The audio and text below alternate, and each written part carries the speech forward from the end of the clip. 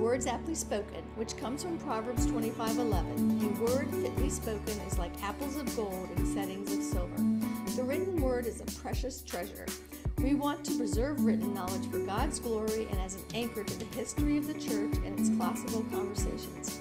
We hope to encourage the reading of words and of the word. So, welcome to Words Aptly Spoken, where Jennifer Courtney, Timothy Knotts, and I discuss books from the Classical Conversations curated curriculum. Today is Wednesday, October 16th, 2024. I'm Lee Bortons. Jennifer Courtney is away on vacation, enjoying some hiking in the Colorado mountains. So we're joined by Kelly Wilt, a curriculum developer for Classical Conversations Multimedia. And we're very excited to have Cynthia Knotts on, longtime tutor, director, mother extraordinaire, and wife of Tim. Cynthia, I look so forward to having you with us today just to get to know you better. So thank you so much for joining us. Thank you. So Tim, you want to tell us about this month's shows? Yeah, sure. Thanks, Lee. So this month we're exploring CC's Cultivating Christian Leaders Resources. You may formerly know them as Parent Resources, but they're bigger than that. So we got a new title. Last time we were together, we discussed Honey for a Child's Heart by Gladys Hunt, which is a lovely conversation and such a good book. Today we'll be spending time with The Hurried Child by David Elkind. Just a quick note on this one. Lee was reminding me before we got on that this book has been through a number of renovations over the years and updates. It's a little bit of an older resource, but he's taken the time to update it periodically to keep it current with a lot of research. It's also really been an important book, and so it's been imitated a lot. So you may find a lot of other books that reference hurried children. If you're looking for this one, make sure that you look for the one by David Elkind. And also, just an update, it is not yet on the Classical Conversations bookstore.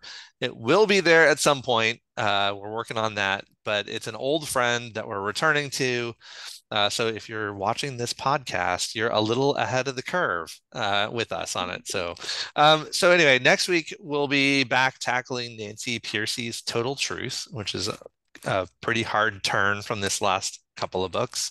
And then we'll wrap up the month with When People Are Big and God is Small.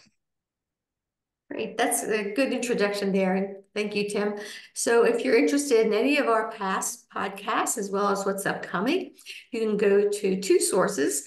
Go to YouTube, my channel at Lee Bortons, in order to see what we've already created. And you can go to leebortons.com to see where we're headed for the next year, as well as links towards the books that are on our sponsor's site, classicalconversationsbooks.com, and we just really appreciate them allowing us the time to talk about our favorite thing, books. So you can access all those podcasts, and we just encourage you to read them in preparation to teach your own children. In other words, put on your own oxygen mask, and books are so fun. So, go ahead, Tim. What's next? Love that analogy, Lee. All right, so Lee, Jennifer always starts with the same question. She's not here. I'll step in. Why do we recommend this book to leaders in our communities and for leaders in their own homes? And what particularly is it that Dr. Elkind is warning against about hurrying? Yeah, when I was reviewing, it's been a long time. That book was written in 1981. And so when I was reviewing this, what's in there, it made me say, I think we need to write a book called The Unhurried Mother, maybe The Unhurried Parent. And one thing that I really enjoy about the book and what he's warning against is that childhood is fleeting, which therefore means parenting is fleeting. And so for us to take the time to just savor what we have, just this relationship with our children and the fact that they're young. You mentioned earlier that you're in the midst of buying you and your children a full-sized violin. And, those kind of markers will just continue to happen till they're out of your home. So I just want parents who listen to this podcast to just slow down and enjoy what our children are able to provide for us in the sense of their love and their friendship, and as well as the comedy show. So let's savor what they have to offer. Lots of laughs that come with parenting, along with the tears from time to time. Thanks, Lee. So I know here in our home, things are often very busy. 4 children, 2 adults, lots of responsibilities, overlapping circles of community, lots of things going on. Cynthia, are there differences between busyness and being hurried? And how do we keep the good kind of those things and not the bad kind? Yeah, there's definitely differences there. The hurriedness that is being discussed in the book is about rushing beyond appropriate stages, hurry to the next stage, hurry to the next advancement. And we can be very busy in toddler years. We can be very busy as a 9-year-old. We can be very busy with our 13-year-olds, but that doesn't mean the same as pushing them to grow up fast or pushing them to the next level. So as you pointed out, it is very busy in our household with 6 people in the house all the time, homeschooling, working from home, and lots of activities to go to. But we try to work hard to keep them to uh, the stage that the kid is in and being busy with the things that are good for them, busy reading books, busy reciting poetry, busy listening to music, busy playing games, and enjoying the appropriate activities for that level, rather than trying to rush them to the next thing. Yeah, thanks. Yeah, Try. see, I would Don't say always just succeed. just having Tim on, I think our listeners will know that that's his heart too. It's not just your mother's heart, but the two of you parent well together in that way. I just want to commend the two of you because as I look around, I am seriously concerned that children, say 5, 6 years from now, won't even read any books. Why should they when they just can go and listen to YouTube or say Siri? Like they don't even have to read a menu. They can just order something online using their voice. And so we are rapidly going to lose any literacy we have, except for 2 classes, I think, of people. One, lovers of books, keepers of books, and the elite. The haves and the have-nots are going to be more and more intellectually disparate. And so the fact that the two of you with these 4 little kids work so hard to keep, you didn't just say books, poetry and music and the downtime, kudos to you. And I hope that your community appreciates what you bring to the weekly sessions. Sometimes yes, and sometimes not as much. Um, but no, it's a beautiful thing to be trying to stay in the pocket, right? To enjoy what you have when you have it, and not be always reaching ahead to the next thing. Um, Kelly, part of our classical conversations sort of ethos or model is the stick in the sand approach. Goes back a long way. Lee, I'm not sure exactly when you coined that, but I know it's been part of CC's culture for as long as we've been part of CC. Can you explain how that concept of a stick in the sand kind of education helps us to avoid that bad kind of hurrying that Dr. Elkin is warning against? Tim, I'm so glad you asked me that question because the phrase keep it stick in the sand is one of the things that drew me to classical conversations in the classical model more than 15 years ago now, as a family, because prior to homeschooling, I was a public school kindergarten teacher. And I observed firsthand in the classroom how I had little people who were expected to come even on the first day of school with advanced skills that, as Cynthia so beautifully put it, were rushed, inappropriately rushed for their age, for their development. And as soon as they came in the door, they were deemed to be behind. And how discouraging that would be to be a little person who arrived on the first day of this brand new experience and to be told that they were already behind. I know as an adult, that would be discouraging for me. And so the term stick in the sand essentially means that, if I had only a stick and some sand, could I effectively dialogue with my child about the concept that I'm trying to teach? And Lee has written a beautiful article by that title that's on the Classical Conversations website. If you're curious about that phrase like I was, when I first stumbled into homeschooling, that's a great place for you to look and to get more information about how that's fleshed out, not only for the younger children, but also for older students as well. But I think in the world in which we live now, there's a mental, emotional rush that is expected. I think terms like FOMO, fear of missing out, not only apply to adults now, but they also apply to children. I remember when our eldest was first, I think he was maybe 5-ish years old. I had a friend who was consumed by the fact that he wasn't reading proficiently at 5. At 5. And I remember I got to a certain point where I was probably in the flesh more than I should have been. And I told her, I said, he is 5 and he wants to eat dirt. So let him eat dirt, not to borrow from Marie Antoinette. But this is the same child who's heading to law school in the fall because he's a more than proficient reader at this stage in his development and his growth. But she wasn't satisfied by the fact that he had not met a skill by a particular age. And I think the bravery, I'm grateful for the bravery that God gave me in that moment. I probably could have expressed it with a little more grace, but it helped me to realize that I was very locked into, because of my experience in education, certain dates for development that just were rushing the natural progression of how God has designed children's minds to take in information and begin putting those puzzle pieces together.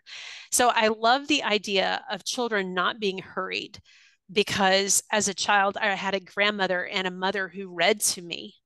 And I would say, another book, or again, and the answer was never no. And I know that has contributed to my love of the written word today. And I'm so grateful for that and for that experience. I've tried to provide that for our children as well. And there are piles of books that they love and piles of books that they want to attain or acquire so they can love them too. And I think part of that is because they weren't hurried during that time together as a family. So not hurrying is a lovely thing, because when we're hurried, we're really not our best selves. And if we're modeling for our children what we want them to become, we need to begin by showing them the types of people that we desire to be. So I really am I'm grateful that we're talking about this book today. I think there's a lot of philosophy there that is countercultural. And that makes me excited for homeschooling families, that they're willing to rebel against the norm in order to have a beautiful outcome with their families. So I think something that's interesting about the three of our families we represent is how very different we are in our focus. In other words, books and music and art is a big part of the Knotts family. I know crafts and activities and family time are a big part of the Wilt family. Yes. A big part of our time was outdoors and science. And so it's not like you have to raise children who want to laze around and read books and and then that's their definition of being unhurried. I remember my best prep time as a homeschooling mom is there was a creek near us, and you guys have heard this before, but I would take our boys and I would let them play in that creek. They would catch snakes and they'd get hurt and they'd have mud fights. And that's when I studied my Latin. And that's when I read whatever book they were reading, that I let them go be kids. And like in the corner of my eye, I could see what they were doing. And yet we both were doing, or all of us were doing things we enjoyed. And so one of the issues that I was thinking about with this book and its title and when it was printed is the parents entering classical conversations today would have been being born around 1981 when this book was written. So the majority of them come from probably a hurried lifestyle. And I'm very proud of them because there's just such a revolution and a movement to balk against that, and not just for their children, but with just the growth in eating healthier and homesteading and just working on things that are more like not our grandparents did, but our great grandparents. There's definitely a population that recognizes that modernity has damaged us. And there's a classical way, and it's called classical because it's timeless. And so the book, being as old as it is, shows how it's actually a modern classic and very relevant to the situation that we're in. They did update it again in 2006. So that sounds to me like we have another generation that we're going to have to worry about. But maybe after that, we'll be able to go back to kind of the sanity that existed before we were at the place where, 1/3 of children move every year. It's a difficult situation to be young right now. And so we need books like this and folks like you to give us advice. Yeah. So Lee, I know that we have no end of advice to give. Much of it good, maybe some of it not quite so useful all the time. And I love that we get to do some of that along the way as we talk about these good books.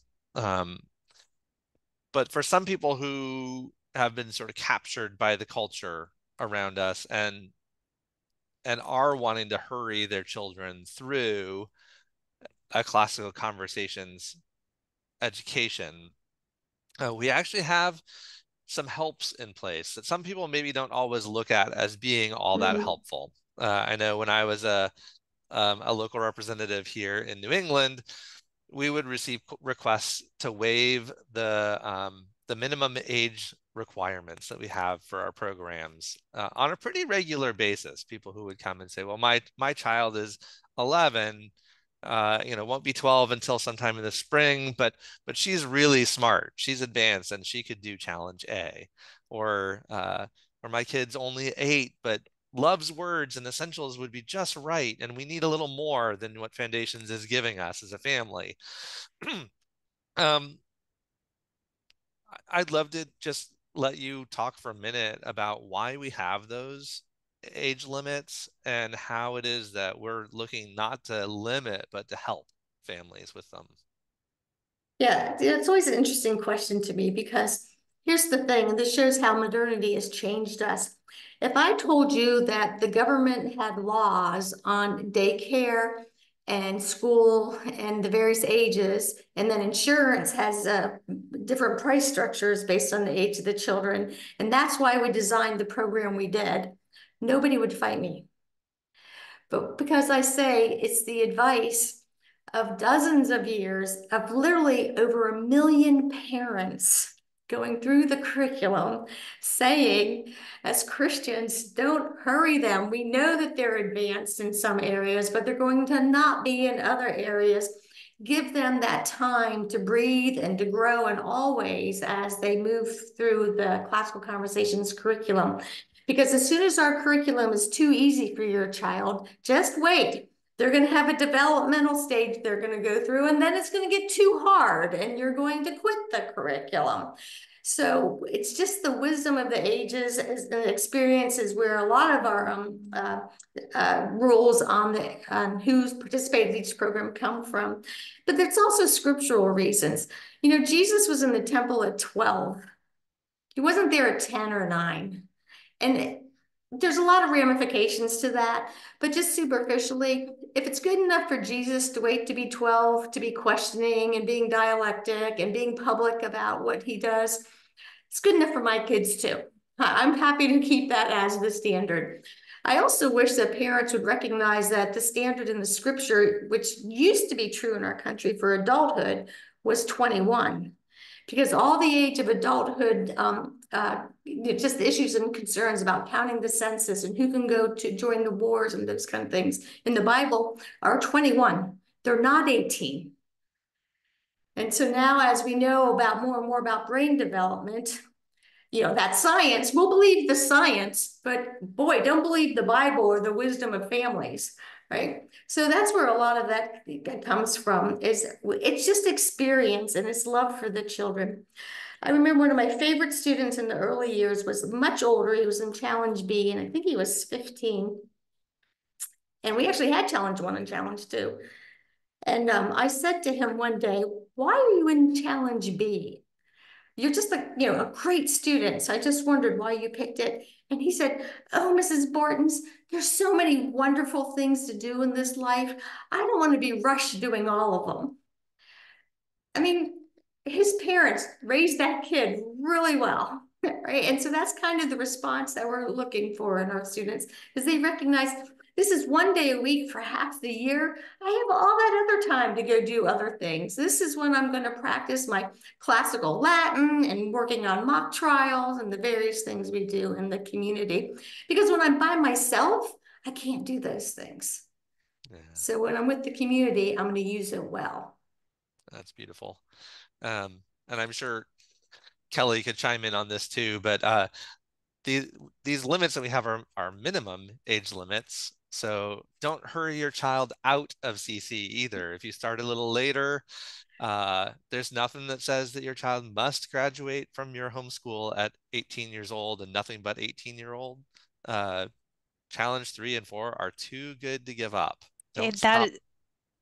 I'm so sorry. I was going to chime in and say, absolutely. I had a directed challenge 4 last year, and I had a student who was 19, and he technically could have graduated a year earlier. And when I came to him and said, "Are you planning on joining us for the final tour?" He said, "I wouldn't miss it. There are too many good things to explore." So I think he's in the same vein, Lee. His parents raised him with a natural curiosity about the world, and he was relishing the idea of exploring that curiosity with his friends that he had had in community for so many years. So yes, do not stop. Finish the tours. And it's not like it's uniquely American, but the first time I realized that maybe this is an American idea or maybe Western is when I was in South Africa. And those parents were asking, could we raise the age to 13? And I had not heard that from any American, for Challenge A. And I was flabbergasted. And they said, well, our children think and do school in 2 languages. And we want to give them time for that grammar stage to get an extra year of just the fundamentals before we push them into the dialectic.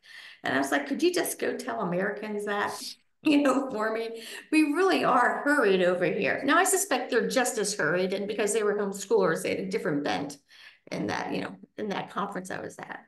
Yeah. Well, I feel really guilty about hurrying us on, but we do have things to get to here. We could spend all of our time in this opening segment, but it is time to thank our sponsor. So Lee, you want to do that? Sure. So go to classicalconversationsbooks.com, where the books discussed can be purchased. And like Tim opened up with, you may need to wait a little bit to find the Unhurried Child, because it's a returning resource to Classical Conversations. And of course, you can go to Aptly Borton's in order to listen to our previous podcast. And I really recommend that everybody join us next week when we talk about Total Truth. Nancy Piercy's a great fan of Classical Conversations, and we do conferences with her, and we just really appreciate how much I'm sure she would not want to hurry her children or us based on the books that she's written. So next week should be really fun. It's just a really insightful book. So Tim, let's hurry on to the passages. Yeah, let's do that. So, as we mentioned earlier, this book has been through a number of revisions because, as Lee said, it was written in 1981, but it's been updated. So while it still does have some mildly dated language in it, the principles hold true, and the research has been updated. So because of that, there are actually several prefaces explaining the different editions and updates and their purposes. So Kelly, will you read us a little bit from the preface to the revised edition? I'm glad to, but we have to stop saying 1981 was so long ago. Oh, all right. Our changed treatment of women and minorities has also been fueled in part by new conceptions of their competence. The new conceptions of women's and minorities' competence came about because earlier images of them did them harm or disadvantaged them. This is not the case of our new conception of child competence. On the contrary, our previous conception of children as growing persons in need of adult care and guidance created a social environment conducive to healthy child rearing and education. Many parents who are living the new lifestyles still remain invested in the more traditional values of parental nurturing. Those values asserted that one parent needed to be home with the children when they were young if the children were to realize their full intellectual, personal, and social potential. Thus, many contemporary parents feel residual guilt about placing their children in the care of others during their early years. The conception of children as competent to deal with, and indeed as benefiting from everything and anything that life has to offer, was an effective rationalization for parents who continue to love their children, but who have neither the time nor the energy for childhood. Our contemporary conception of super kid, then competent to deal with all of life's vicissitudes, must be seen as a social invention to alleviate parental anxiety and guilt. Far from correcting injustices visited upon our children, the conception of child competence has, in fact, had just the opposite effect. The truth is that children in contemporary America, including advantaged children, are less well off today than they were a couple of decades ago. Interesting, profound, and a little bit, I don't know, it might be dividing.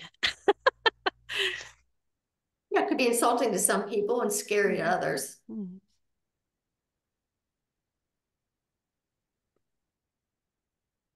What do you think about that idea of parental guilt,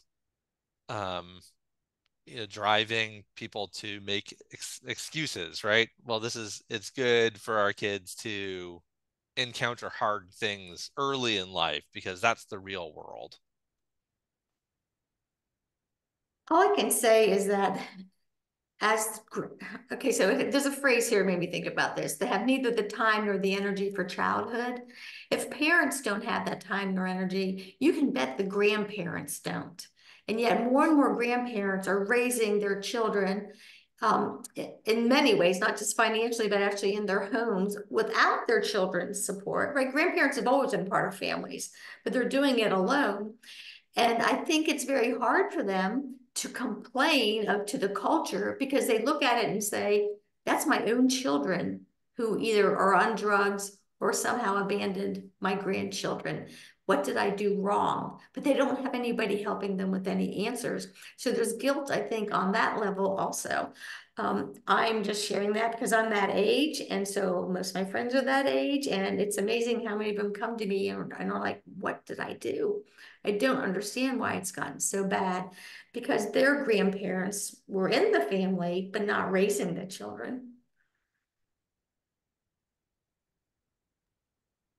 I think I'd like to add to just reflecting on my past experience as a kindergarten teacher, how the first day of school was not a time for the children to cry, but the parents stood behind that door and peeped in that little glass window and wiped tear after tear after tear.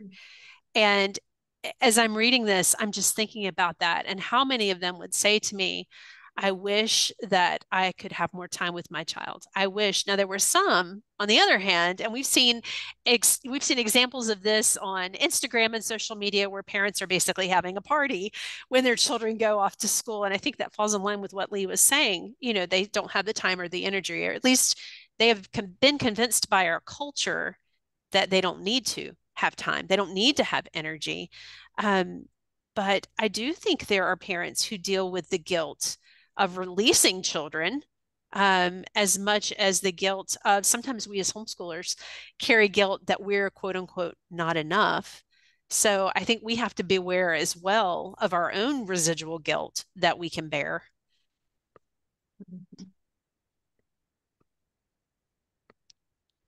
Yeah, that idea of kids as competent speaks to a lot of the issues that we have in the culture around us right now, and the way that people are talking about children making very important life choices for themselves that they really should never be considered competent to make until they're at least in their 20s. As Lee mentioned, right? Brain science and just common sense observation. Right? Children need parental guidance. No, I mean, the newest thing 2 years ago in our school system was they put just, laundromats, washers and dryers that are free in the middle schools because the parents were no longer washing their children's clothes. So there's just, and so now these children are responsible for the laundry. I have no problem with my children being responsible for the laundry, but it shouldn't be because I don't take care of them. It should be because I'm training them to do their own laundry. Right. Tim, when you mentioned that competence, there was a passage I had marked out in the book from the very end of the book. So we're looking at one of the the prologues, and I'm looking at the end where it says, "The art of living is the most difficult task children have to learn, and they do this best if their parents or caretakers have a way of looking at life as a whole." And I think that ties really well into the fact that children do not need to be competent in adult matters when they are children, because they have the task of being children and doing that stage of life well before they are ready to move on to being competent as an adult. So they need to be competent as children, not competent as tiny adults, right? And I also like that I direct challenge too, and we listened to a lot of Francis Schaeffer and talking about parts and wholes, and that God has created a universe that all the parts only have meaning if they are looked at as part of a whole. And I would say that the same thing is true for children and this stage of life, that it really does need to be looked at as its own unique, fleeting stage that is a beautiful part of a whole. And we can't just separate it out or skip it over. Cynthia, do you want to respond to the people that say childhood's been too extended and that's why our 20-year-olds are so incompetent? Do you think that's actually why? Because childhood was extended? No, I wouldn't say it's because childhood has been extended. That would be just immaturity has been extended, or because children are, it's not like there's a black and white. You're not a child and then you turn whatever age, 18, 21, whatever it is, and suddenly you're an adult. But no, that we are constantly and appropriately leading our children into maturity and into adulthood and placing types before them and letting them grow up, just like Anne of Green Gables and all her silly foibles, but she was always looking ahead towards maturity and towards adulthood. So yeah, I would say the kids, those who are accused of extending childhood too far are really just kids who have probably not had proper childhood modeled for them and proper adulthood modeled for them. Mm-hmm. And rather, they're just continuing in immaturity or lack of wisdom, which is not the same as skipping over childhood. Right. Yeah. That's good. All right. So our next passage, we can talk about that one for a long time, but our next passage, Cynthia, is some thoughts from a young man who grew up and went to a private prep school not very far from where we live. So will you read that for us? Yes. So these are the words of this young man. You know what it is? You go to a school like this private prep school. It costs a lot of money, a whole lot, in fact, and all you think about is doing well so you can get into a good college. And because just going to college doesn't mean a thing, you ask yourself, what am I doing? What does any of this matter? And the answer is, it doesn't matter at all. One course is only meant to get you to the next one, and then the one after that, and not one of it makes the slightest bit of difference until you are all done. So you can look back and say, well, I did it. I passed. So now what? All school is the great time passer. It's a big invention to keep kids from becoming anything. Ooh, that's controversial. Oh, look this. I think he needs to define his term for, he used the word difference. What difference does it make? And I think that you've alluded to some of it, Cynthia, the difference between a childhood that really and truly was a childhood in preparation for adulthood versus a childhood that's rushed into maturity too early. And that would be the difference. And I think that's why God puts children in families, and families aren't huge. They rarely have more than 6 kids, because it takes the wisdom of the adults in the room to figure out what is that maturity and where to push the children. And if all we've had modeled is institutional raising of our children, because that's how we were raised, it's really hard to figure out what that means. Lee, I think another good thing to consider alongside that comparison is also for us as homeschoolers, learning the difference between schooling, which you can be very good at sitting in a desk and doing all of the schooly things, and education. Yeah, And perhaps they're not synonyms, are they? Education and exactly. school. School's a place. That's right. That's right.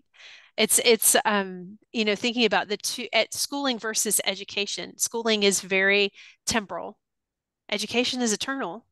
And if you think about childhood in that same vein, you know, there is a certain type of childhood that is very temporal, very fleeting. Well, except for in the cases you were listing before, where it may be extended because, like Cynthia said, it wasn't modeled well, and there wasn't accountability given along the way. Versus education, adulthood, being that thing that moves forward in what we like to say truth and goodness and beauty to the next generation. I think this educational model is exactly how most school kids look at their school education, right? I need to practice, I need to pass algebra 1 so I can get on to geometry, so I can take algebra 2, so I can get to college where I can take some more classes, and then there's some like ambiguous career out there. But I have no idea what that career is. I don't really know how to get there. I just know that there's all this long path of things that are just one step and then after the next step. And once I finish it, I close the book and it's done and I move on to the next thing. And I love that in CC, in the classical education, the idea isn't that you've finished some class. It's that you've practiced some skills that are going to make you a better learner, reader, lover, observer, studier, scientist, something in life. And it doesn't really matter what, because all of them are good for you all the time because they're good for you as a human. They're the skills that we all use all the time. And so whether or not you did incredibly well in chemistry doesn't really bear on anything.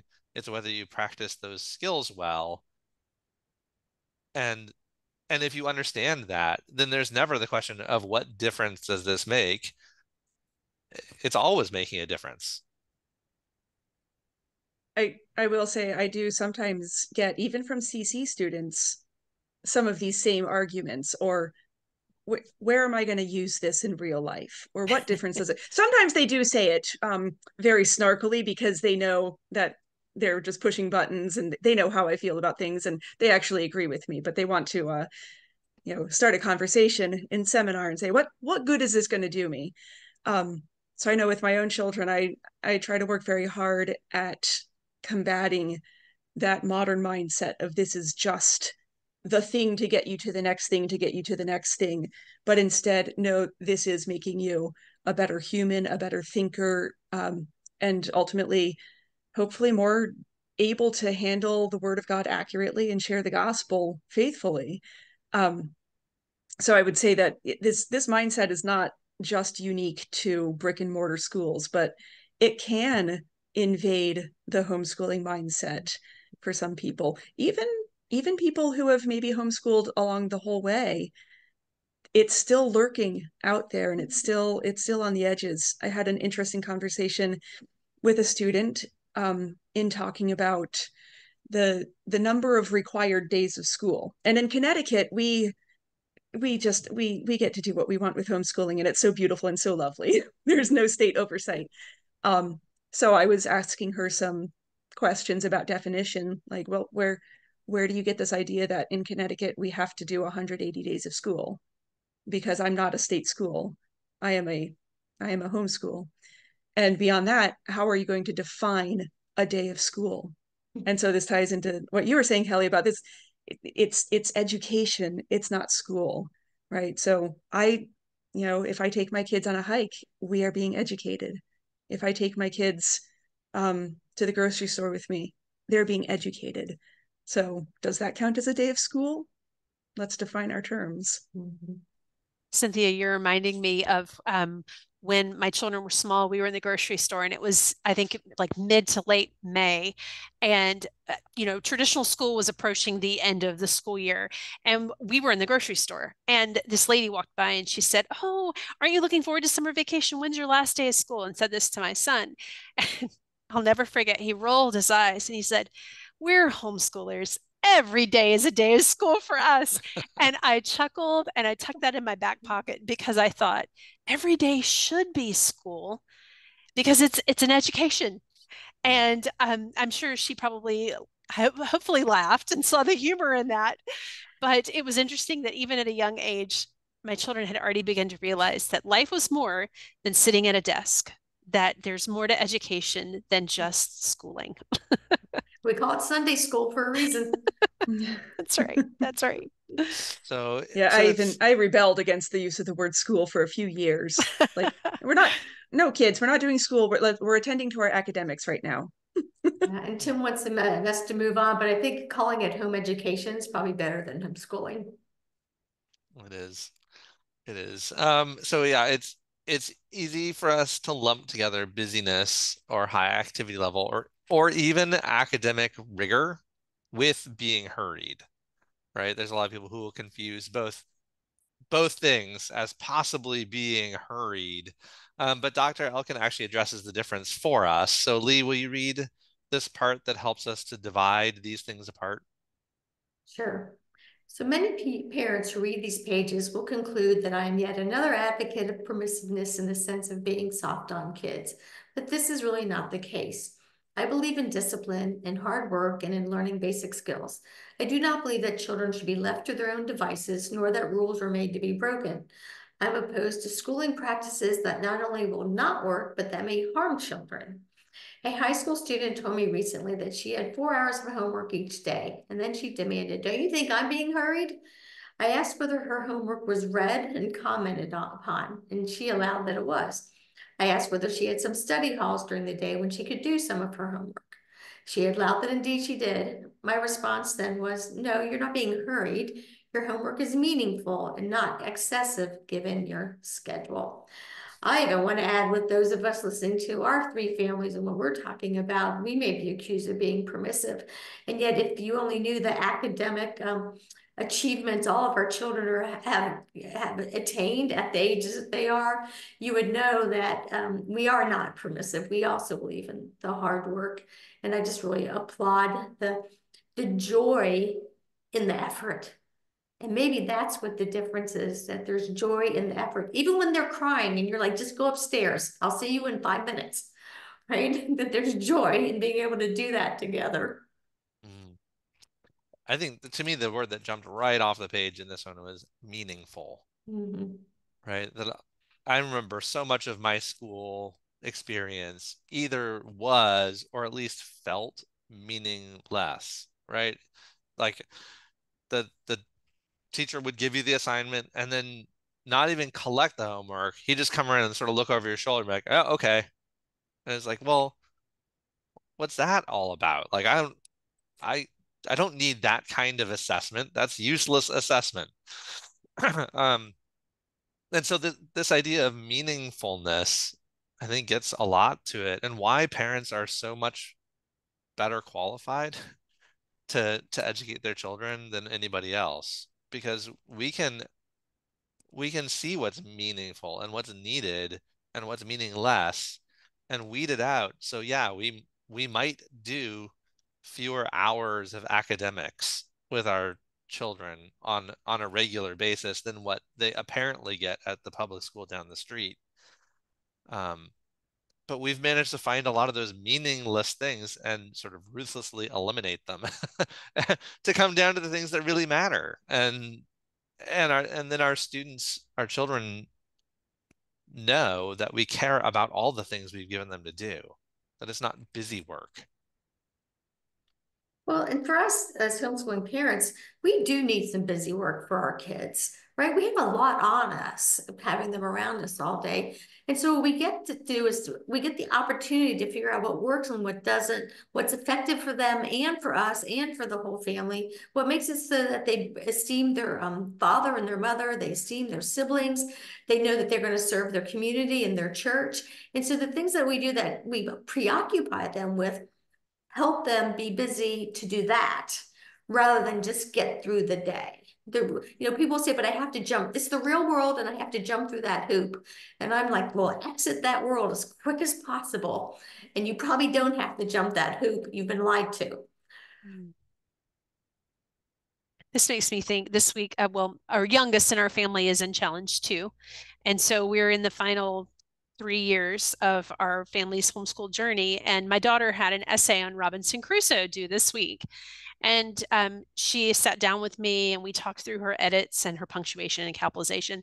But then we had a really fantastic conversation about what does this book teach you about God and how you represent him well in this world. Well, our conversation was so wonderful that she didn't get all of her final edits done for community. So she was a little concerned that she didn't have her essay in hand. But I think the eternal impact of the conversation is as valuable to her education as her having the complete essay in her hand to take to community. And so as homeschooling parents, home educators, that's better. As home educators, we have the flexibility and the freedom to look at the spiritual development and not just the academic development of our children and to determine what is most needful at this moment. And I'm grateful for that because had we not been home educating, I may not have been able to even, first of all, have that conversation with my daughter, but secondly, to be able to tailor the work so that we could do the more needful thing at the moment.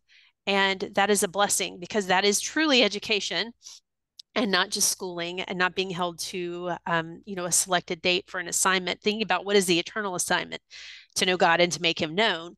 And I felt like in that moment, we were able to clearly accomplish that goal, which was the more needful thing. Yeah, I love that. Well, I said also, I just want to add this because Kelly, I also know you do make them finish their papers sometimes. Yes. Right? Yes. People just got to hear the balance. Go ahead, Yes. Cynthia, add. Yeah, I was going to say, I love that. I appreciate that. I was just talking with a parent yesterday about that. I think some parents sometimes struggle with wanting to know what are the minimum things my child needs to do for each strand in order to pass the course or whatever it is. And I said, well, I don't think we can really say that because every family is going to have different needs and different requirements.